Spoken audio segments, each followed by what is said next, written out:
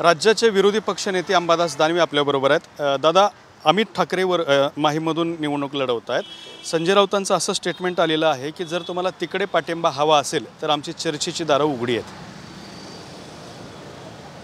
बरोबर, काय चूक आहे? मदत त्यांना करायची, सपोर्टची अपेक्षा आमच्याकडून करायची, हे पण चुकीचं आहे ना। करायचं तर सगळं मनापासून झालं पाहिजे, मग सगळ्या गोष्टी होऊ शकतील। कारण संजय राऊत साहेब बोलले ते योग्य बोलले। यातून आता अशी चर्चा सुरू झाली की उद्धव ठाकरे पुतण्या अमित ठाकरे यांना मदत करण्याच्या विचारात आहेत। मुद्दा तसा नाही आहे, मुद्दा व्यक्तिगत नाही आहे, हा मुद्दा हा संघटनेचा आहे, मुद्दा हा विचाराचा आहे। कारण आत्ताच लोकसभेला मनसेनं काय केलं, कोणाचा प्रचार करत होते? शिवसेना पडावी म्हणून जीवाचा आटापिटा केलाच ना। उद्धवजीचं नेतृत्वाला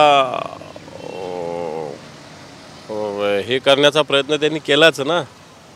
मग असं असताना मला असं वाटतं अशा पद्धतीची अपेक्षा सगळ्यात महत्त्वाचं म्हणजे चूक आहे। आणि जर तशी अपेक्षा ठेवायची असेल तर सगळ्या गोष्टी मनापासून झाल्या पाहिजे, मग ठीक आहे, सगळा पॉझिटिव्ह विचार झाला पाहिजे ना। फक्त आपल्यापुरत्या पाठिंब्याचा मुद्दा हा पॉझिटिव्ह होऊ नाही शकत। महायुतीच्या नेत्यांचा अमित ठाकरेंना पाठिंबा देण्याचा सूर आहे, मात्र ज्यांना उमेदवारी दिलेली आहे ते सदा सरवणकर सोमवारी जाऊन उमेदवारी अर्ज दाखल करणार आहेत। हे बघ, सदा सरवणकर कित्येक वर्षांनी आमदार आहे। मागची 2 टर्म आहे, मध्ये 1 का 2 टर्म नव्हते, ते त्याच्या आधी होते। आणि त्यामुळे मला वाटत नाही की सदा सरवणकर कुठे काय थांबतील किंवा माघार घेतील, असं मला तर मुळीच वाटत नाही। त्याच्यामुळे महायुतीला मनसेनं तर लोकसभेला पाठिंबा दिलाच होता, पण मधल्या काळात वेगळी भूमिका, 288 उमेदवार लढायची भूमिका, घडीत थोडे लढायचे, घडीत पाठिंबा घ्यायचा, हे वेगवेगळ्या भूमिका लोकांना आवडत नाही ना। एक जे काय व्हायचं, जिथं जाईल तिथं, जिथं पोहोचेल तिथं पोहोचेल अशी भूमिका घेतली पाहिजे। हुक और कुक, जे व्हायचं ते होईल। आता अमित ठाकरे पाठोपाठ महायुती बाळा नांदगावकरांना सुद्धा शिवडीमधून पाठिंबा देण्याची शक्यता आहे। आता हीच भूमिका जी इथं आहे माहीमध्ये, तेच शिवडीचा मुद्दा आहे। त्याच्यामुळे याच्याविषयी सुस्पष्ट भूमिका असली पाहिजे ना। नाही एक तर त्यांना पूर्णपणे पाठिंबा द्यावा महायुतीला, नाही तर विरोध करावा, ही भूमिका घेतली पाहिजे मनसेने, तर या सगळ्या गोष्टी होतील। सचिन सावंत आहेत काँग्रेसचे नेते, ते म्हणतात की मला वांद्र्यातून उभं राहायचं होतं, मात्र मला अंधेरीतून उमेदवारी मिळाली, त्यामुळे ते लढायचं नाही असं म्हणतात। त्यांनी नाराजी व्यक्त केली आहे। तो काँग्रेसचा अंतर्गत विषय आहे, मला वाटत नाही त्याचा आमच्याशी काही संबंध आहे। शरद पवारांची दुसरी यादी काल जाहीर झाली, ज्यामध्ये बीडमधून संदीप क्षीरसागर यांना उमेदवारी दिलेली आहे, तर आपल्या गंगापूरमधून सतीश चव्हाण यांना उमेदवारी दिली आहे। त्यांच्या पक्षाने निर्णय घेतला। संदीप तर ऑलरेडी आमदार आहेच बीडमधून, आणि या सगळ्या गद्दारीनंतरही ते ठामपणे पवार साहेबांच्या मागे, शरद पवार साहेबांच्या मागे उभे राहिले, तेव्हा त्यांनाच उमेदवारी मिळायला पाहिजे होती।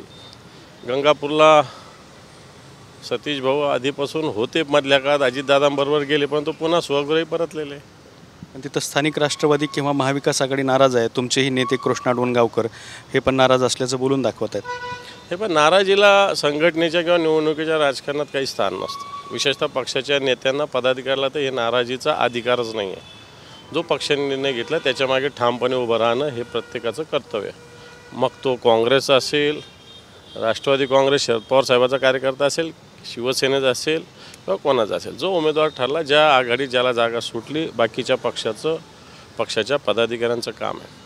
आणि जे नेतृत्व असतात कोणत्या का पक्षाचे, आमच्या तिन्ही पक्षाचे जर नाराज असेल तर मला असं वाटतं पक्ष नेतृत्वाला सगळ्या गोष्टीची जाण असते की कुठं कोण निवडून येऊ शकतो किंवा कोण लढत देऊ शकतो। उगाच सीट घालवण्यात काही अर्थ पण नसतं ना।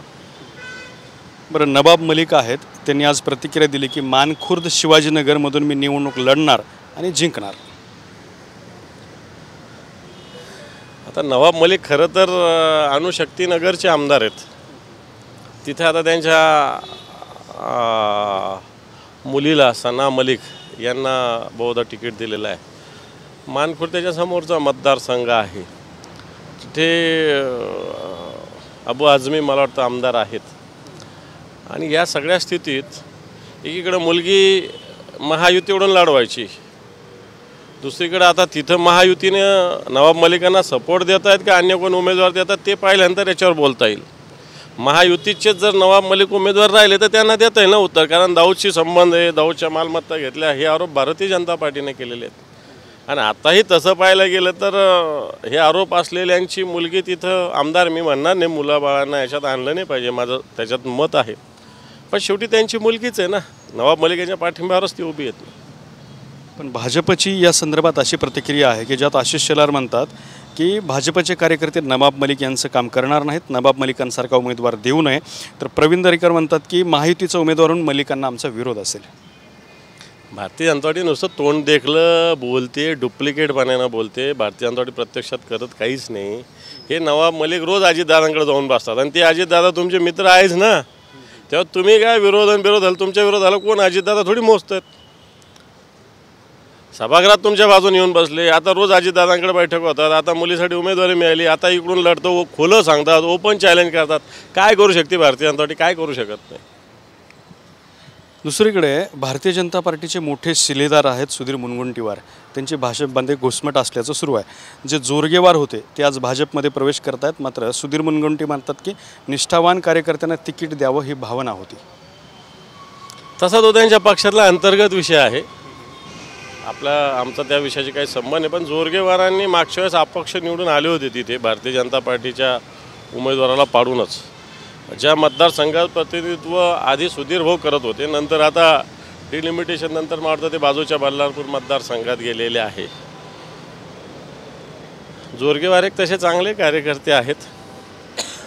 आता निष्ठा वगैरेला व्हॅल्यू काय राहिला कोणत्या पक्षात? कोण कुठे येतो, कोण कुठे जातो, कोणत्या दिवशी उमेदवारी द्यायचा भरोसाच नाही आहे. शिंदेच्या शिवसेनेचे 5 संभाव्य उमेदवारांची नावं समोर आलेत. ती नावं अशी आहेत की धारावीमधून समीर वानखेडे, वरळीतून मिलिंद देवरा, दिंडोशीमधून संजय निरुपम, भांडूपमधून अशोक पाटील आणि विक्रोळीमधून सुवर्णा कारंजे. तर यात समीर वानखेडेचं नाव समोर आलं आहे. समीर वानखेडे मला वाटतं त्या शाहरुख खानच्या मुलाला ड्रग्ज प्रकरणात अडकवलेला, त्याची वेगवेगळ्या इन्क्वायऱ्या केंद्राने केलेल्या आहे. असे गुन्हेगारी प्रवृत्तीचे भ्रष्टाचारी अधिकारी मला वाटतं त्याच्यात नवं नाही आहे, कारण हे सगळे लोकच तसे, तो पक्षच तसा आहे शिंदेंचा. जे काय त्यांचा गट येतो तसा सगळा भ्रष्टाचारांचा, खोटं बोलणाऱ्यांचा, फसवणूक करणाऱ्यांचाच तो पक्ष. त्यामुळे तसाच माणूस त्यांना लागतो, तो त्यांना मिळाला. बरं, मुंबईमध्ये काही ठिकाणी मोठ्या रकमा जप्त झाल्यात. गिरेगावच्या भोईवाडा भागात 1,32,00,000ची रोकड जप्त करण्यात आली आहे. व्ही पी रोड पोलीस ठाण्याच्या हद्दीत ही 1,32,00,000ची रोकड जमा. पायी चालत जाणाऱ्या लोकांवर शंका आली, त्यांच्याकडून तपासणी केली असता 1,32,00,000 रुपये सापडले. वाटतं सध्या पैशाचा महापूर आला आणि तो सत्ताधारी पक्षाकडून आलेला आहे. मी तर म्हणेल निवडणूक यंत्रणा जी आहे, निवडणूक आयोग आहे, यांनी कुठेच कसूर न करता अतिशय कडकपणे असा सगळा कुठे गैरव्यवहार होणार नाही, कोड ऑफ कंडक्टचं कुठेही अवमान होणार नाही याची खबरदारी घेतली पाहिजे.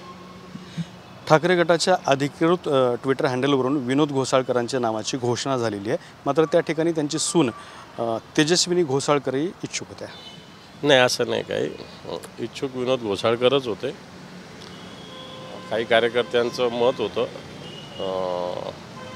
तेजस्विनी घोसाळकर ज्या नगरसेविका आहेत त्या भागाच्या, परंतु विनोद घोसाळकर शिवसेनेचे एक वरिष्ठ नेते आहेत, त्यांना संधी मिळालेली आहे, योग्य संधी मिळालेली आहे. कुलाबा जो मतदारसंघ आहे त्यावरती काँग्रेस आणि ठाकरे गट दोघांनी दावा केला आहे. दोघांची शक्ती आहे, दोघांची ताकद आहे. कुलाबा शिवसेनेनं अनेक वेळेस जिंकलेला आहे. काँग्रेसनं एकदा 1995ला एकदा जिंकलेला आहे फक्त. त्याच्या वेळेस काँग्रेस कित्येक वेळेस लढली, पण तो काँग्रेस तिथं यशस्वी झालेली नाही. त्यामुळे शिवसेनेचा दावा तिथं मजबूत आहे. तर हे होते विरोधी पक्षनेते अंबादास दानवे यांनी आपली प्रतिक्रिया दिलेली आहे. कॅमेरामॅन हर्षल निकमसोबत दत्ता कानवटे, TV9 मराठी, छत्रपती संभाजीनगर.